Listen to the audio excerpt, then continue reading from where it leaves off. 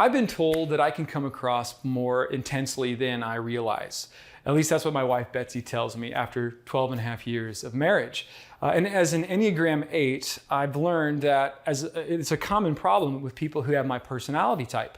And if I'm not careful, without realizing it, my words and my tone can be cutting and can be hurtful and can be damaging to the people around me, the people that I care about the most. And as a father of two beautiful, incredible kids, though I wish this weren't the case sometimes, I've seen how my words and how my tone has actually hurt them and just done damage to their little hearts. And it breaks my heart every time I realize that I've stumbled into that situation. And Nora, my daughter, she's 8 years old, and she's this sweet and kind and sensitive little girl. And she's the kind of person where all you have to do is look at her, and she'll start to just really break down because she's just that sensitive. And I can remember not too long ago, just even a few weeks ago, she kind of has a struggle getting in and out of the shower and getting ready in the evenings for bed and at a quickly and making it kind of not a long period of time. And so sometimes I get frustrated with kind of how she takes her time and slowly does the things that we want her to do. And so she had finished getting a shower and kind of starting to brush her hair, and it had been a long period of time. So I walked up to her room, and she was sitting on her floor with her hairbrush in her hand and with her pajamas on, and she wasn't finished yet. And it had been, again, longer than I thought that it should have been for her to do the simple things that she needed to do. And I was feeling frustrated and I was feeling impatient. And so when I walked up to her room and I saw her sitting on her floor looking and playing Roblox on her computer, it led me to shout and to say, "Nora, you never do what I ask. You take forever to do a simple task." And she turned around and she looked at me and made eye contact with me, and I could see the pain that I had caused her in her eyes. And immediately I felt guilty and I felt ashamed of myself and I felt sorry and I regretted the words that I had said. And I told her that, and I apologized for my tone and for how harsh I came across in the words that I said.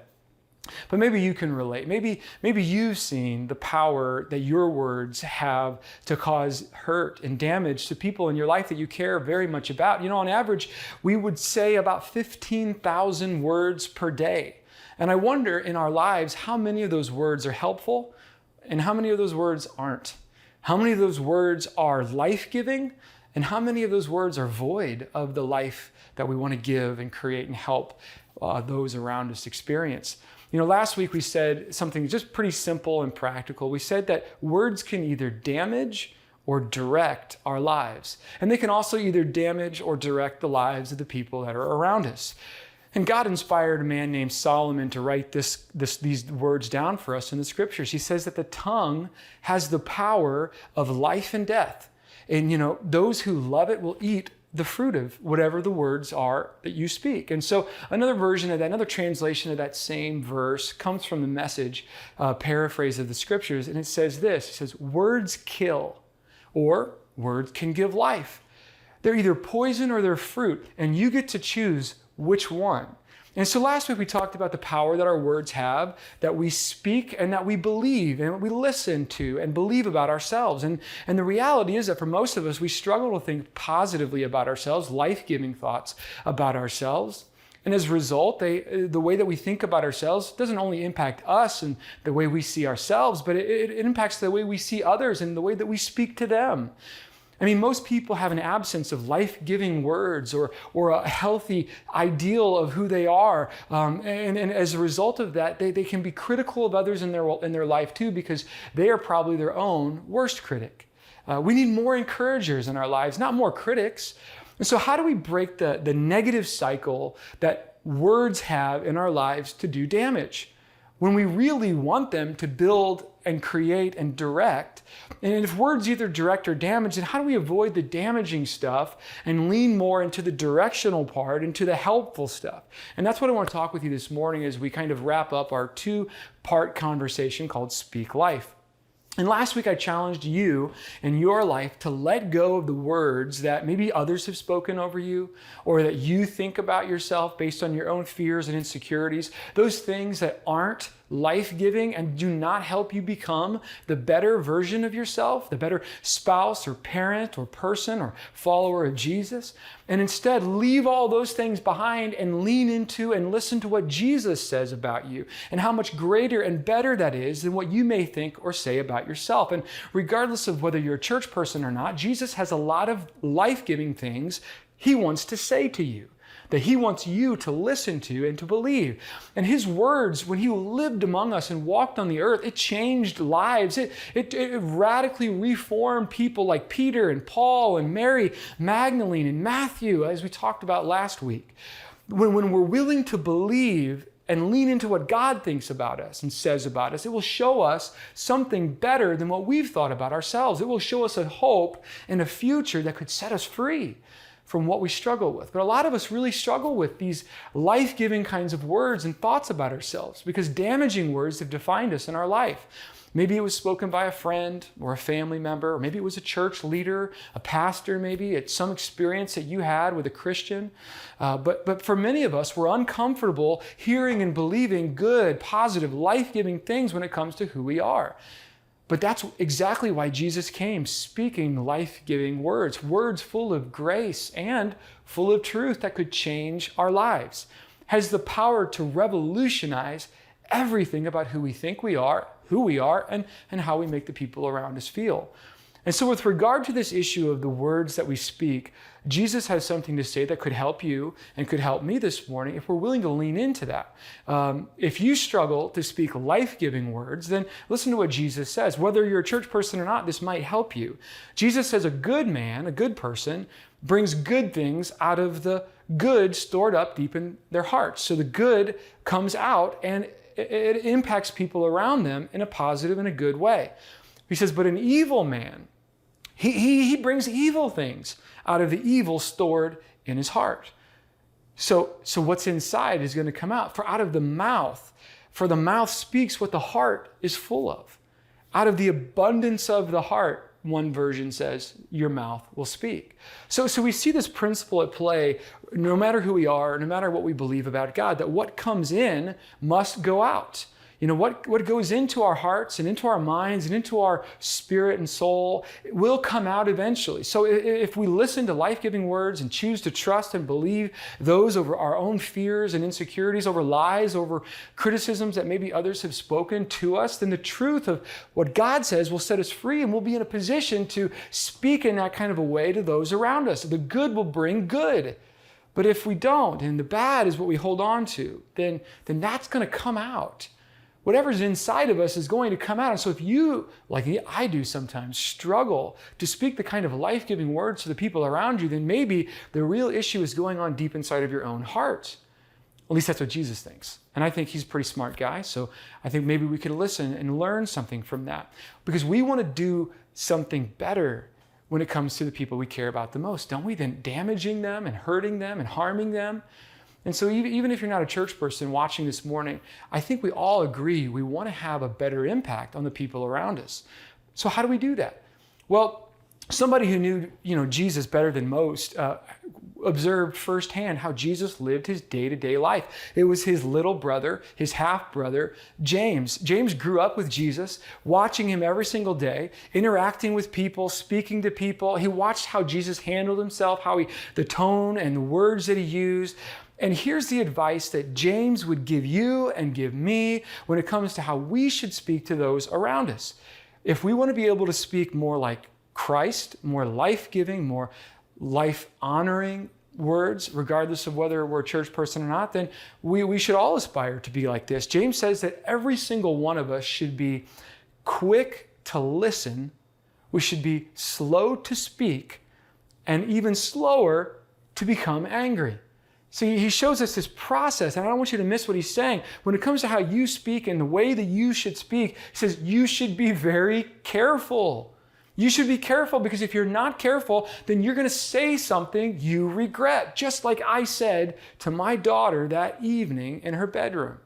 As soon as it comes out of your mouth, you know you regret saying it.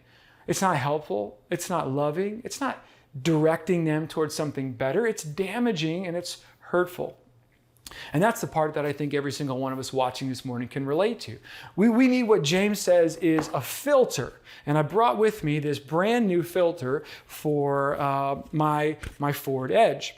And wouldn't it be great if we had something like this where all of our thoughts and all of the emotions and all of our past experiences that cause us to speak and speak the way that we speak to people around us, if we could just like run it through a filter and avoid saying the things that would be hurtful and avoid saying the things that would be damaging or that would cause pain for the people that we care about. Wouldn't it be amazing if we could have a filter that would give us the help that we need to block out all the bad and only speak the life-giving words that we all want to speak?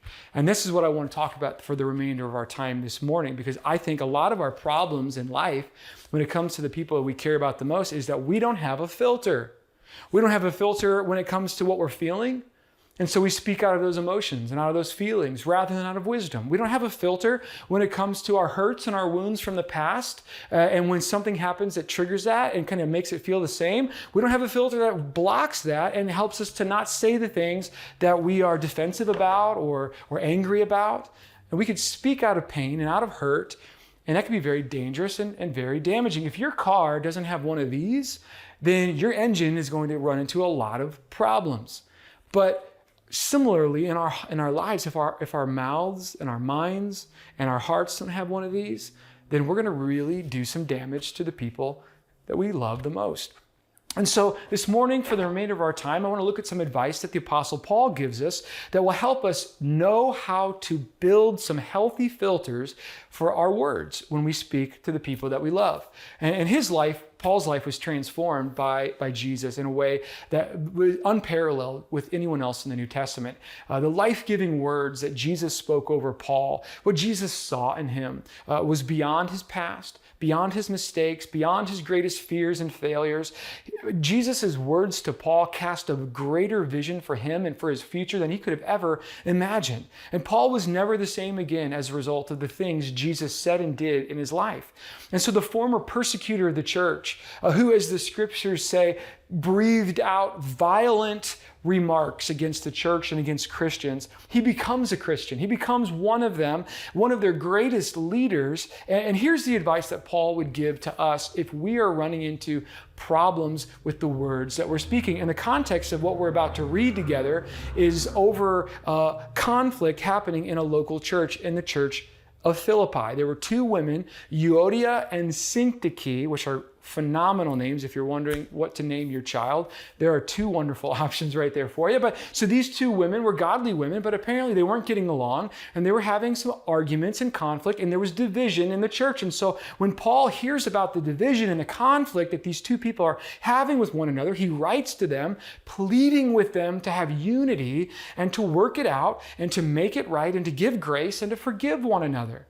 And so the first 7 verses of Philippians chapter 4 deals with this very issue. Verses 1 through 3, if you have time later to read it on your own, he urges for there to be unity among the church and especially among those who have conflict with one another. But in verses 4 through 7, he lays out some personal advice that's going to help us if we're struggling to have unity and peace with one another. Something that we should do before we speak. Like James said, be quick to listen, slow to speak, and slow to get angry. So Paul lists out some things that we should do before we ever say anything. And then in verses 8 and 9, he gives us this incredible filter, this practical advice that will help you and help me maybe make some wiser choices with the words that we speak. So let me go back to verse 4 and let's read those verses. Let me unpack it for you, and maybe these filters will help you. But he's talking to these Christians, urging them to have unity, being of the same mind. And then in verse 4, this is what he says we need to do before we even speak a word. He says that we should never stop rejoicing in the Lord. Rejoice in the Lord, Paul says, always. I will say it again, rejoice. And if you're a church person, you probably heard that verse before. The context of that is conflict. The context of that is a lack of unity and a lack of peace in the church. And Paul's encouragement to us is that we should never stop rejoicing in who God is and what God has done in our life. And we should celebrate that not only for ourselves, but for what he's done in the lives of others. That's important. He says, I'll say it again, rejoice. Let your gentleness be evident to everyone. The Lord is near. Don't forget that. We're not accountable to anyone else. We're accountable to him. He's coming again. So don't be anxious about anything. But in every situation, by prayer and petition, with thanksgiving, present your request to God. And the peace of God, this is what we need. This is going to help us have peace with people. The peace of God, which transcends, which passes all understanding, will guard your heart and guard your mind. And so to help them have that kind of peace before they speak, so they can have peace with one another, he gives them these practicals. Don't stop celebrating what God has done. Don't stop rejoicing. And remember to be gentle in everything. Calm yourself. Be at peace right now. Don't be anxious. Get God's peace inside of you before you say or do anything. And then he hits on the filters. Then he begins to share with us what we can do in our life to have better conversations and better words. This is what he says. This will help you create some filters. He says in verse 8, finally, brothers, sisters, whatever is true, whatever is noble, whatever is right, whatever is pure, whatever is lovely, whatever is admirable, if there's anything excellent or praiseworthy, think about such things. And don't just think about it, but whatever you've learned, he says, whatever you've seen in me or received from me, all of these things, I want you to put them into practice. And the God of peace will be with you. So he talks about the importance of having peace in our lives. And then the importance of having peace with the people around us. And the way we do that are these filters that he lays out in verse 8 and verse 9. It's a strategy for how we can have peace personally within and relationally with those around us. And it's some wisdom that might help your life this morning. And so these are the filters that I want to help you with in your life. Before you ever utter a word, before you respond to your spouse or to your kids or maybe to someone else, and my goal is that maybe one of these filters would help you. Now I'm going to list a few here, but I don't expect that anybody remember all of these or in every circumstance and situation that you go through the list of all these separate filters, but maybe there's one filter that will help you. And out of this verse that Paul gives us in verse 8, here are some of the filters that he recommends that you really embrace and lean into in your life. And the first one is this, and these are questions. Is what you're about to say true? We can speak out of emotion, we can speak out of hurts and wounds, but is it worthy to be spoken about? Is it life-giving? Is it going to help? Because we can say things that are true, but that are not helpful. We can point out all day. We're not at a loss for critics in our lives. There are plenty of people who want to point out a problem. But my question is it worthy to be shared? Is it going to help them? Is it life-giving for them? It might be true, but is it full of love and grace? That's a first filter. Is it true? Because a lot of the time, we don't even think about what we're talking about and really evaluate whether or not it's true. We feel it, so it has to be true. But we haven't been curious yet, have we? We haven't asked questions about why somebody's done something or why we feel the way that we feel. And so before we ever get to that question, is it true? We often have run our mouth and hurt people that we care about. This is probably something that I do more than all the others. Maybe this is something you struggle with. But is it true? That's a very helpful filter, because if it's not, let that filter catch you before you say anything to the person. And this might help you in your marriage. This might help you with your kids. Because you feel it doesn't mean it's true. Because it touches a wound doesn't mean it's true. A lot of the time we can create our own version of truth and live out of that. But when we step back in our objective and we ask questions and we try to understand in that kind of dimension, we'll begin to see that a lot of what we've said and a lot of how we feel isn't based in what's really happening. And that might help somebody, that filter of, is it true? A second filter that might help you is it noble? This is what Paul says in verse 8, that whatever is noble, and that word means honorable, venerable. It's almost like you've been brought before a judge, right? And is it dignified? Is what you're about to say going to be for the betterment of the person you're talking to? Is it going to respect them? Is it going to honor them? Is it going to revere them and admire them? And if it doesn't, it can't get through the filter, because those words will cut like a knife. They will do damage and destroy, like I did with my daughter that evening, just speaking words that were critical of her. They weren't honoring to her. They didn't help her life. They didn't respect her. Is it noble? Is it respectful? A third filter is it right? Like, not just like true right, but I'm talking about like, is it just? Is it righteous? Is it holy? Is it good? Is it godly?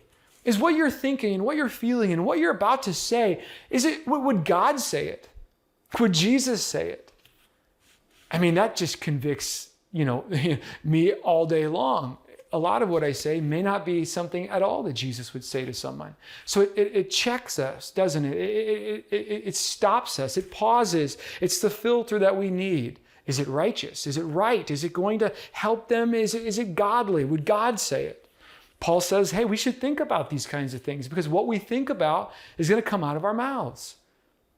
So is it right? A fourth filter could be, is it pure? Is it pure? Is it clean? Is it worshipful? Is it sacred? Would it stand the test of, if God showed up, would he be good with it, or would he not be good with it? Is it free from defilement? Or is it set apart in the worship world, in the Old Testament especially? This concept of being set apart was so important for the priests of Israel, to set apart the instruments of worship at the tabernacle and in the temple, so that it would be holy and ready to be used. Our words have the ability, our thoughts have the ability to be pure or not pure. They can be good or not good, clean or not clean. And a lot of the time when we feel frustrated with someone who's hurt us, or we're tempted to respond in anger, a lot of the time our thoughts have been infected with impure thoughts. Thoughts of frustration, thoughts of anger and emotion and hurt.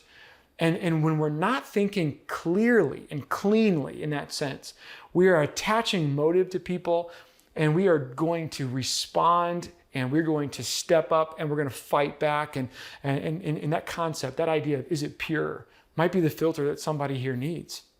Is it innocent? Is it curious? Is it going to, at the end of this, will they feel better? Will it be good? A fifth filter, is it loving? Paul says we should think about whatever is lovely. Is it loving? Is it pleasing? Is it kind? Is it caring? Is it gentle? Is it grateful? Is it appreciative of the person? Does it see the good in them? Does it honor them in that sense? Is it charitable? Is it loving? Is it loving? As a parent, as a spouse, sometimes, because I'm not getting something that I want, I feel justified to speak and say whatever I feel justified to speak and say. But if I try to pass it through the filter of, is it loving? No, most of the time it's not. It's birthed out of me not getting something that I want. Maybe you struggle with that too. 6, is it admirable? Is it worthy to be said? Is it well reported or spoken highly of? Would you want to shout what you're about to say out for the world to hear? If you're yelling and screaming and you're saying things that are just so harmful and hurtful, and then somebody else shows up or walks in or turns the corner and you stop, that's an indicator. You know the filter's there, but you just let the filter down. And as a result of doing that and saying that to the person you love and you care about, you're doing damage. Is it admirable? Would you shout it out? Would you want the world to know? Another one he says is it excellent? Is it upright? Is it gracious? Is it virtuous? Is it full of goodness? Is it excellent? Man, these are really challenging. And then the last one he lists in this verse, in verse 8, is it praiseworthy? Is it going to celebrate that person? Is it going to give them life? Is it going to breathe something better into their heart and into their mind? Is it something that will lift their hearts and their spirits? Or is it something that will hurt them and destroy them? Paul says, think on these things. And not just think on these things. He says, put these things into practice. Because what we think determines what we say. What's on the inside, whatever goes in is going to come out. Out of the abundance of our heart, our mouth will speak whatever our heart is full of. So if we think through these filters, it's going to help us put these kinds of things into practice. We'll speak better, life-giving words over those we care about. And those are the ones that Paul listed directly. But I've got a couple more before I pray with you this morning. And in preparation for this message, I felt like this was just weighing on my heart to share. And maybe it's for me only, but maybe it's for you as well. But another filter that could help you is what you're about to say going to only serve your interest, or is it going to be in their best interest? Like, is it removed from all of your emotions? Or is it removed from all of your past experiences and your past hurts? Is it based in a desire to bless them and to make sure that regardless of what you've experienced or your past experiences or feelings or hurts, that you want the best for them for the future? Is it blessing to them? Is it in their best interest? Or is it really in your own self-interest? Does it serve you, or does it serve to help them? That's a challenging one. And then another one, the last one that I'll share with you this morning is it wise? Is what you're about to say going to move you and that relationship further in the direction that you want it to go? Or is it going to take you in a different direction? Because remember, our words will either direct or they'll damage not only our lives, but the lives of the people that we care about. So what words are you speaking in your life? What words are you listening to? Because if it's inside of you, it's going to come outside and hurt those around you. So what are you speaking? What are you listening to? The writer of Hebrews tells us that God speaks a better word over us than we speak over ourselves or what others might have spoken about us.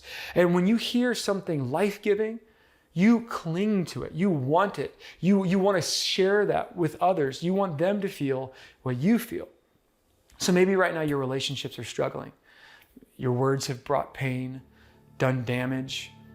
The good news is that God can forgive you and He can get to work helping you to do this in a better way, in a way that's more full of wisdom and love and grace and truth. And these life-giving words that He wants to speak to you is also what He wants for you to speak to those around you. So don't give up hope this morning, regardless of what your relationships might look like, or regardless of what you might feel or think about yourself, because God is a God of hope and He can help you.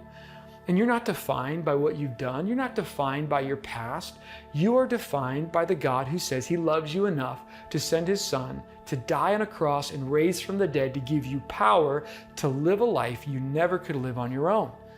And if you're watching and you're not a church person, you don't have to be a church person to put some of these things into effect. But if you're watching and you're not, and even if you are a church person and you struggle, you've got to understand the only person capable of helping you speak life-giving words and have wisdom in the way that you speak to those around you is God's Son Himself, who loves you. And I would encourage you this morning that in the direction of your life, that you would turn to Him and that you would lean into Him and get His help for how you love and speak life to the people around you. Because without His help, none of us will be successful. All we will be doing is our best attempts at helpful, life-giving words. But at the end of the day, our emotions, our past hurts, our past experiences will get in the way, and we will stumble and struggle, and the best of us will still hurt the people that we care about the most. So God wants to help you in your life, not just have some filters to speak more life-giving words, but He wants to help change your heart, your mind, your life forever so that you can begin to love the people around you just like God loves you. So let me pray for you this morning. So Lord, if we're watching this morning, we're not a church person, I pray that our hearts would be ignited to not just like what we hear, but to love who it is that we're talking about. I pray that this morning in some way we would turn our hearts and our minds to you.